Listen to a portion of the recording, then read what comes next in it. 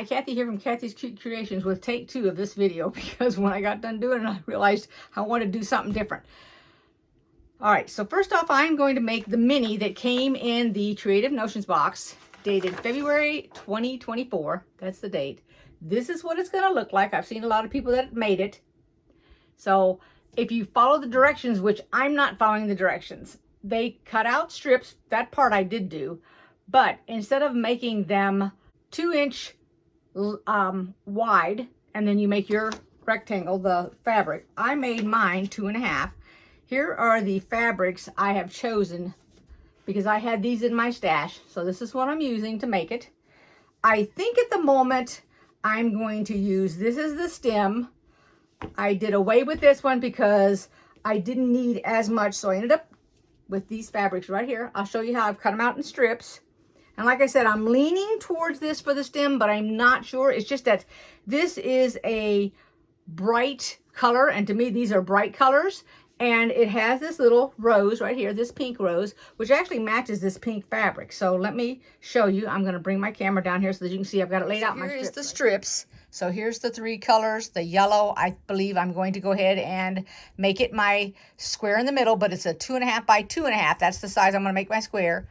I'm going to make the left-hand side these 2 fabrics, so they'll be back and forth between the white and this. The picture itself is either white or you can use a cream, but I think I want to go between these 2. I don't think I'll use the young, and I don't really have this orange fabric right here to match up, which would have been a good color, but I don't have it. And I think I'm going to use this for the binding, but we will see as I get to making it. Now, I'm not going to be sewing it and showing you as I sew it. It's all 1/4 inch. I can show you after I kind of build it, or I could do that for you. I went ahead and I cut out my petals. So I made 3 in the same fabric, which is what the border I'm going to have on there. And then I made these 3 colors. And this in the middle, which I'm still undecided, because now this is what's going to be my middle square. But I also want to make it the middle of the flower. And I got a couple little ladybugs, different sizes, that I don't know if I want them to go up the stem or you know, what I want to do. But I'll decide that when I get to that point. All right, let me go ahead and get started. Here's where I am so far. I started with my 2.5 inch square. Then I put the color that I chose, which was blue here. Then I put the color that's on the right of my middle square, goes down on the bottom part. So that's how come these go together. Then the next one that you do is on the left. So this starts the left-hand side of the block, or the diagonal left-hand side. Because when you think about it, this is what you're supposed to be doing. You're supposed to be going like this and thinking on terms of this is half the block and this is half the block. See it right here? After I put this one on, keeping in mind, I have this one on, so I have this right here on. So now it needed another block. So I put the top one on because it goes the length of these. Then after that's done, I need something that'll go this length. So then I put the next chosen color on. Then I have this, and now I need to do the bottom strip. Then it's time to do the white strip and the next white strip, because this one overlaps, and that's what you're trying to do, is the overlap. So now I'm going to do the rest of it. Here's where I'm at. I'm going to get ready to put the flowers on. Now let me show you what I've done. So let me put it straight up for you. So I started with a 2.5 inch square. I put a 2.5 inch square next to it. Then I went to the bottom. Now lots of people will go from here to here to here. I just went from here to here, and I went to the bottom. So whatever color I put on the right, I put on the bottom. Then I put the new, which I'm calling this the new because this is the left-hand side of, or the left-hand part of my square. And I could have put it all in this color, but I wanted to break up the spot here between this color and the same color here. So I just put a white, which is neutral. I could have used any color. I didn't have a green. Otherwise, if I had a green that was this pretty close to this color, I would have used it, but I don't have any. So that's why I went with the white. And then all I did was kept going around. So you always have 2 sides of the same color. So here's 2 sides of the pink, 2 sides of the purple, I had 2 sides of the bunny rabbit with the yellow, 2 of the white, and then 2 bunny rabbit with the yellow. That's what I'm calling it at the moment anyway. Now I'm going to go ahead and I'm going to position my little petals, excuse me, and the center. So I'm going to gather that up and position it now. Okay, so I've attached the flower, and now I'm going to put this little thing right here in the middle for the flower, and then I'm going to put my stem on. Now all I did was did a really tiny stitch because I'm not going to wash this. This isn't a quilt. It's just going to sit on that stand. And then I just did it all the way around it. Could have done, what's it called? I'll show you the back of it. I went ahead and I've used a stabilizer. Now this stabilizer, the stabilizer I used here, which is not going to stay on there, I went ahead and I used, this is what I used right here. Water-soluble stabilizer. Trying to get the glare off that light. Okay, and that's what I use, because as soon as I get it wet, it'll all disappear. Alrighty, here's what the back removes. Got a little bit of dampness on it. You can see it. And I went ahead and I sewed on the little yellow thing. So now I'm going to put the stem on, and that'll dry. You can see where it's damp a little bit. I got to tell you, I turned this with this turn tool right here. I've had this for a long, long time. I have sandwiched, this is just some leftover batting, and I decided to go ahead and put the bunny rabbit on the back. So I don't have it pinned or anything. It's just sticking to this because it's, you know, the front's just sticking. I'm going to put probably a couple of straight pins on it and then start it.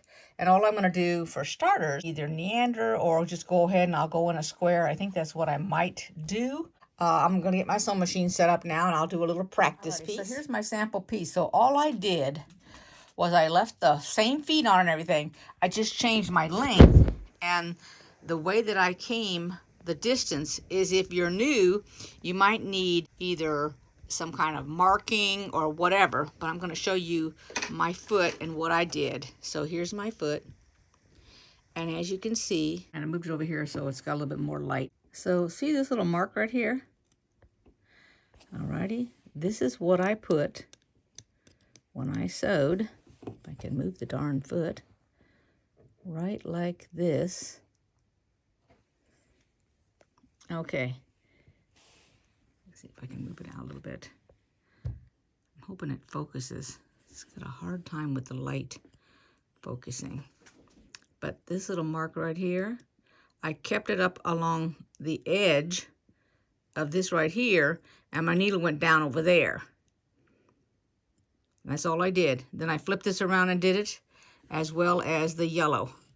I just turned it like this, put my foot on there, and as you notice, there's 2 of them, which I put my little thing right there, over there, and as I came down, because the middle of my, it's harder than heck to show here, shoot. It acts like there's no light in this room, but there's plenty of light. Hold on. It's very hard to see this little spot right here.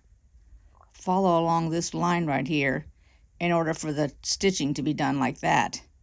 But if you go real slow and you do it like that, then your stitching is perfect between here and here. Okay, but it depends on whatever foot you're using. Also, you can use an open-toed foot so you can actually see where it's going. But if you don't know where to do it, then literally take your ruler just like this, because this is less than a 1/6 inch. Take your ruler just like that and put a mark. Just hold it all the way down, mark the whole thing. That's what I did when I first started doing my quilting. But I'm not doing free motion on here. This is strictly straight stitching. That's what I'm going to do on my project right here.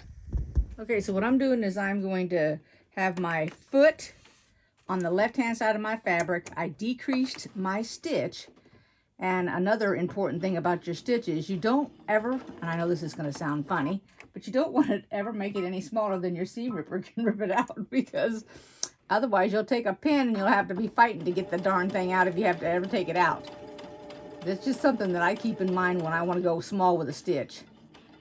And then it's just an approximate up to the end, and then I'll turn it. I'll see it's right where I want it. If it's off a little bit, that's fine. I don't have an issue with it.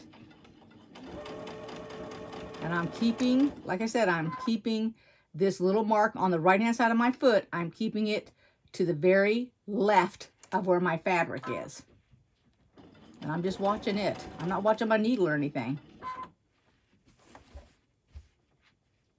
And if it's off just a little bit, there's no problem with that. Doesn't need to be perfect.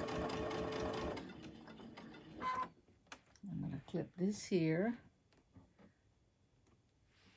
Now when I come down, to here, I'm going to go on to the yellow. But once I get here, I'll come this direction. I'm not sure if I want them both. I think I'll have to, I'm trying to think, how do I want to do this? I could either, there's so many different ways that you could do it right now. I'm just going to go ahead and keep on my yellow, I guess. And come down to the bottom. There we go. And as I come down here, there we go. And I'm going to go this way, which means I have to jump the blue. So I don't have a problem crossing over the blue. I don't really give it too much thought. But I think I want to go ahead and come down the blue.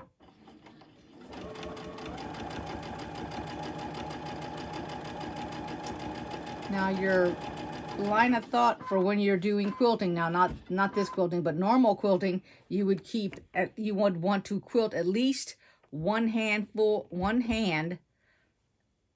The furthest part would be your hand. So if I quilted over here, I need to quilt right in this area to have enough quilted so that when it gets washed, it doesn't have an issue. But with this thing, I'm not planning on washing it. It's not like repeatedly because it's not going to be a quilt or anything. So it's just going to be on a stand. And that's it. Just keep on going. So I'm going to continue till I'm finished. Then I'll show it to you when I'm done. Alrighty, here is all my quilting. As you can see it. And after deciding about the color, like right there, I decided, nope, I didn't like that. We're going to go with yellow for my binding, which matches the yellow in here. It looks a lot better. So that's what I'm going to sew on now. I have all these clips all the way around it, and now I'm going to go ahead and sew it. I sewed it to the back first, and then I roll it over, and then I'll sew it to the front so I can see it. Okay, there it is all finished. I'm going to go ahead and set it up on my little stand to show you what it looks like, but I want to show you I put one little bitty ladybug right there. I thought that'd be real nice. There it is all finished, and I took Mother's Day to do this so I can enjoy my day. I hope all of y'all like this video. Give it a thumbs up if you did. Subscribe if you haven't yet, and I'll see you next time in a video. Thanks for watching, everybody. Have a good Mother's Day. Bye-bye.